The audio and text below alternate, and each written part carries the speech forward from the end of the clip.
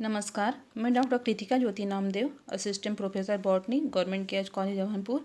आज मैं लाइकेन जो कि बीएससी फर्स्ट ईयर के बायो ग्रुप के पेपर फर्स्ट के यूनिट 5 का एक टॉपिक है, उसके बारे में चर्चा करने जा रही हूँ। लाइगेंस एक बहुत ही अनोखा जीव है क्योंकि यह दो जीव से बना हुआ एक संयुक्त जीव होता है और ये दोनों जीव परस्पर एक दूसरे को लाभ पहुंचाते हैं और ये अपना साथ साथ ये जीवन व्यतीत करते हैं। इसमें दो प्रकार के जो जीव होते हैं, एक एल्गी होता है एंड दूसरा फंजाई होता है। इसके एल्गल कंपोनेंट्स को फाइकोबियॉन्ट एंड फंगल मेंबर को माइकोबियॉन्ट कहते हैं। ये लाइकेन खुद ही स्वयं ही भोजन बना सकते हैं। प्लांट बॉडी इनका थैलस लाइक होता है और ये इसके एल्गल मेंबर जो होता है वह फोटोसिंथेसिस के थ्रू भोजन बनाता है और फंजाई जो उन्हें आश्रय देता है। इस प्रकार यह डुअल ऑर्गेनिज्म है और सिम्बायोटिक रिलेशनशिप का बहुत ही सुंदर उदाहरण है। इसकी खोज तुलसी नामक साइंटिस्ट ने की थी। इसमें जो एल्गल मेंबर होता है वह क्लोरोफाइसी या फिर साइनोफाइसी के मेंबर्स होते हैं एंड जो फंगल मेंबर होते हैं वह एस्कोमाइसिटीज एंड बेस्कोमाइसिटीज के मेंबर होते हैं। अब हम देखते हैं ऑक्यूरेंस, ये कहाँ पाए जाते हैं। ये अक्सर दीवारों पर, चट्टानों पर, नम भूमि में, पेड़ों की छालों पर और ऐसे स्थानों पर जहाँ पर एल्गी एंड फंजाई अकेले नहीं उग सकते हैं, ये वहाँ पर ग्रो कर सकते हैं। ये बहुत ही extreme heat and cold condition में भी सर्वाइव कर सकते हैं। इनकी ग्रोथ बहुत स्लो होती है।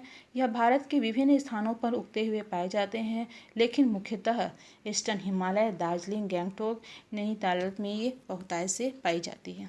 अब हम इनका क्लासिफिकेशन देखते हैं। इनमें पाए जाने वाले fungal member and fruiting body के अनुसार ये दो प्रकार के होते हैं, एस्कोलाइकेंस एंड बेसिडोलाइकेंस। एस्कोलाइकेंस में एस्कोमैसिटीज के मेंबर होते हैं। यह पुनः दो प्रकार के होते हैं, जिम्नोकार्पी एंड पायरेनोकार्पी। जिम्नोकार्पी में फ्रूटिंग बॉडी एपोथीसियम होता है एंड पायरेनोकार्पी में फ्रूटिंग बॉडी पेरिथीसियम होता है। बेसिडोलाइकेंस में बेसिडोमाइसिटीज के मेंबर होते हैं।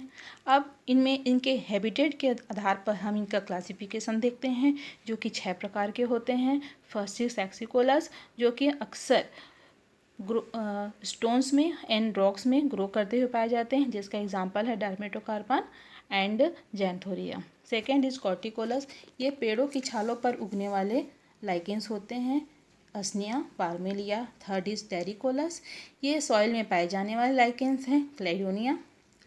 फोर्थ इज लिग्निकोलस, ये डायरेक्ट फूड पर उगने वाले लाइकेंस होते हैं, कैल्सिकम। एंड फिफ्थ इज मेराइन, ये सी सोर्स पर उगने वाले लाइकेंस होते हैं, एग्जाम्पल हैं कैलोप्लेकम एंड वेरुकेरिया।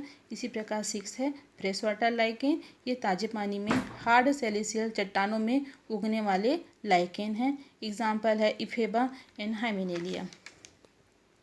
अब हम देखते हैं टाइप्स ऑफ लाइकेन। वैसे तो विश्व में इनकी बहुत सारी स्पीसीज पाई जाती है, लगभग 30,000 स्पीसीज़ का अध्ययन हम कर चुके हैं। इसमें जो कि लगभग 8% लैंड सरफेस को यह घेरे हुए हैं। यह मुख्यतः 3 प्रकार के होते हैं।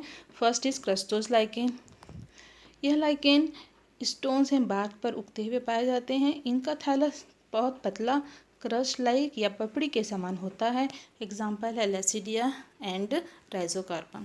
सेकेंड फ्रूटिकोज लाइकेन, इनका थैलस बेलनाकार, रिबन शेप्ड एंड ब्रांच्ड होता है और यह श्रब लाइक दिखाई देते हैं, झाड़ी के समान की संरचना दिखाई देती है, एग्जाम्पल है असनिया। थर्ड इज फोलियोज लाइकेन, इनका थैलस फ्लैट पत्ती के समान होता है और ये राइजिन के द्वारा किसी सब स्टेट से अटैच रहते हैं, एग्जाम्पल है गायरोफोरा एंड पार्मेलिया। अब हम इनके इंटरनल स्ट्रक्चर के बारे में अध्ययन करते हैं। वैसे तो क्रस्टोलाइकेन में की आंतरिक संरचना में कोई स्पष्ट विभेदन दिखाई नहीं देता है, लेकिन फ्रूटिकोज एंड फोलियोज लाइकेन की आंतरिक संरचना में हमको 4 स्पष्ट लेयर दिखाई देते हैं। फर्स्ट इज अपर कॉर्टेक्स, जो कि फंगल हाइफी के स्यूडो पैरेंकाइमेटस मास का बना हुआ थिक एंड प्रोटेक्टिव लेयर होता है।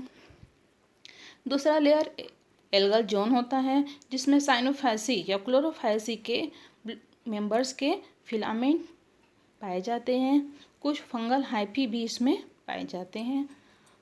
Third is medulla, medulla fungal hyphae के द्वारा बना हुआ लेयर होता है। एंड चौथा लेयर इनर कॉर्टेक्स होता है, जो कि densely packed hyphae fungal hyphae के द्वारा बना होता है।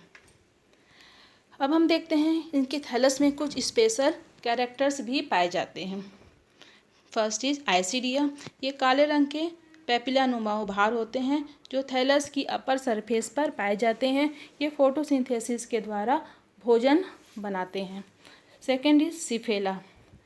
सिफेला यह स्पेशल लाइकेंस की वेंट्रल सरफेस पर कैविटी के रूप में पाए जाते हैं जो मेडुला में खुलता है और ये थैलस में एयर एक्सचेंज के लिए सहायक होते हैं। सोरिडिया, ये थैलस के किनारों पर चूर्ण के समान संरचनाएं हैं जो कि थैलस में से पृथक होकर पुनः न्यू थैलस बना सकती है। Fourth is cephalodium. ये वार्ड या मत्स्य जैसी संरचनाएं होती हैं जो थैलस में नमी बनाए रखने का काम करती है। अब हम देखते हैं reproduction. Vegetative reproduction, sexual reproduction and sexual reproduction. इसमें तीन प्रकार का रिप्रोडक्शन पाया जाता है। फर्स्ट इज वेजिटेटिव रिप्रोडक्शन देखते हैं जो कि फ्रेगमेंटेशन के द्वारा होता है। फ्रेगमेंटेशन में इनका जो थैलस होता है वह दुर्घटनावश अनेक खंडों में टूट जाता है और प्रत्येक खंड से पुनः एक न्यू थैलस बन जाता है। सेकेंड, सोरिडिया। सोरिडिया के बारे में पहले बता चुकी हूँ। यह चूर्ण के समान संरचनाएं होती हैं जो कि स्लेटी कलर की होती है। थैलस से पृथक होने के बाद फिर से यह भी न्यू थैलस जर्मिनेट होकर बना सकती है। Second, asexual reproduction. Asexual reproduction pycnidiospore के द्वारा होता है। पिक्निडियोस्पोर का निर्माण पिक्निडियम में होता है।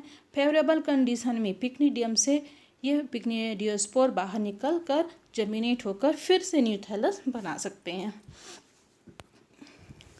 अब हम देखते हैं सेक्सुअल रिप्रोडक्शन। सेक्सुअल रिप्रोडक्शन में male sex organ spermogonium and female sex organ carpogonium होता है। स्पर्मोगोनियम फ्लावर शेप संरचना होती है जिसके अंदर स्पर्मेशियम प्रेजेंट होता है। कार्पोगोनियम का आधारी भाग कॉइल्ड एवं कुंडलित होता है एंड अपर पार्ट सीधा होता है जिसे ट्राइकोगाइन कहते हैं। कुंडलित भाग की कोई भी सेल गोनियम कहलाती है जिसके अंदर एक प्रेजेंट होता है। फर्टिलाइजेशन के समय स्पर्मेशिया एक से फ्यूजन करके डिप्लॉइड न्यूक्लियस बनाती है जिसे एस्कोजिनस हाइफा कहते हैं, जिससे बाद में एस्कोगोनियम या एसाई बनते हैं। आफ्टर फर्टिलाइजेशन कार्पोगोनियम के आधारी भाग में उपस्थित स्टेराइल तंतु पुनः विकसित होकर एस्कोकार्प नामक फ्रूटिंग बॉडी बनाते हैं जिसे एपोथीसियम कहते हैं। आइए देखते हैं एपोथीसियम। यह सेक्सुअल रिप्रोडक्शन का परिणाम होता है। अगर हम इसका वर्टिकल सेक्शन करके देखते हैं तो इसमें निम्न संरचनाएं दिखाई देती है। ये एपोथीसियम कप शेप्ड स्ट्रक्चर होता है।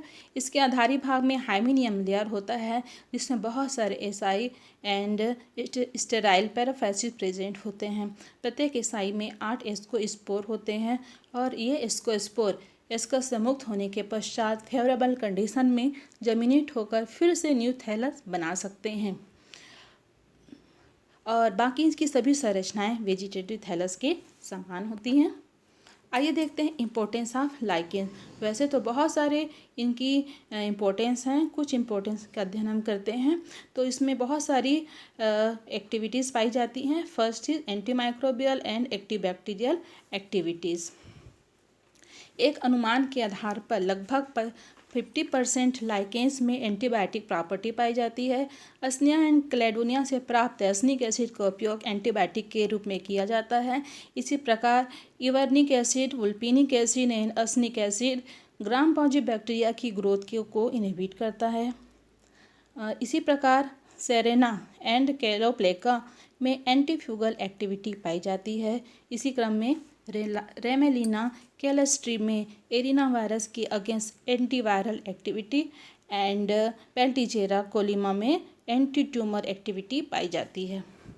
इसके कुछ अदर यूज़फुल इम्पोर्टेंस भी हैं। इनका उपयोग भोजन के रूप में, डाइस के रूप में, परफ्यूम बनाने के लिए, कॉस्मेटिक्स में एंड मिनरल्स प्राप्त करने के लिए भी किया जाता है। इंडिकेटर के रूप में एंड स्टेनिंग बनाने के लिए भी इनका उपयोग किया जाता है। इसके अतिरिक्त इनके कुछ हार्मफुल इम्पोर्टेंस भी हैं। चूँकि ये रेडियोएक्टिव स्ट्रांसियम, कैल्शियम जैसे टॉक्सिक सब तत्वों को यह एब्जॉर्ब भी करते हैं तो ऐसे लाइकेन का सेवन करने से विभिन्न प्रकार की स्किन डिजीज़ भी हो जाती है। फॉरेस्ट फायर जो असनिया के द्वारा होता है, गर्मी के दिनों में इस असनिया पर जब सूर्य की तेज किरणें पड़ती हैं वह जलने लग जाती हैं, जिससे आसपास की सूखी पेड़ पत्तियां जल जाती हैं और जंगल में आग लग जाती है। कोरोजन ऑफ ग्लासेस, बहुत सारी हिस्टोरिकल बिल्डिंग्स में, उनके इमारतों में, उनकी कांच की खिड़कियों में उगकर यह लाइकेंस उनको डिस्ट्रॉय भी करते हैं। बायो इंडिकेटर, इसका बहुत अधिक उपयोग बायो इंडिकेटर के रूप में किया जाता है। ऐसे सभी स्थानों पर आसपास के हमारे क्षेत्र जहाँ पर की एयर क्लीन होती है, वहाँ पर वहाँ पर स्ट्रॉबी लाइकेंस उगते हुए पाए जाते हैं। लेकिन अगर हमारे आसपास का एयर जहाँ पर बहुत ज़्यादा पोल्यूटेंट है, वहाँ पर क्रस्टोज लाइकेन उगते हुए पाए जाते हैं। यह बहुत heavy metals carbon and sulphur को भी जो कि बहुत पोल्यूटेंट्स होते हैं, उन्हें वह एटमॉस्फेयर से एब्जॉर्ब भी करते हैं। और ये साइंटिस्ट इनके बॉडी में, थैलस में पाए जाने वाले इस टॉक्सिन्स को एक्सट्रैक्ट करके हमारे इन्वायरमेंट में इनका लेवल भी ज्ञात कर सकते हैं। इस प्रकार लाइकेन एक महत्वपूर्ण बायो इंडिकेटर सूचक के रूप में लाभदायी होता है।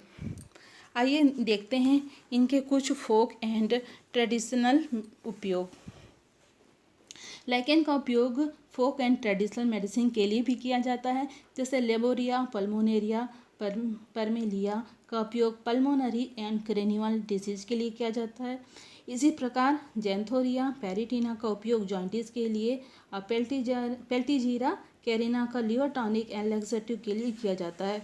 परमेलिया नेपेलिस का उपयोग नेपाल में सोर थ्रोट एंड टूथकी के लिए किया जाता है। इसी प्रकार इंडिया में परमेलिया चाइनेंसिस का उपयोग डायरेटिक घावों को भरने के लिए एंड हेडेक को दूर करने के लिए किया जाता है।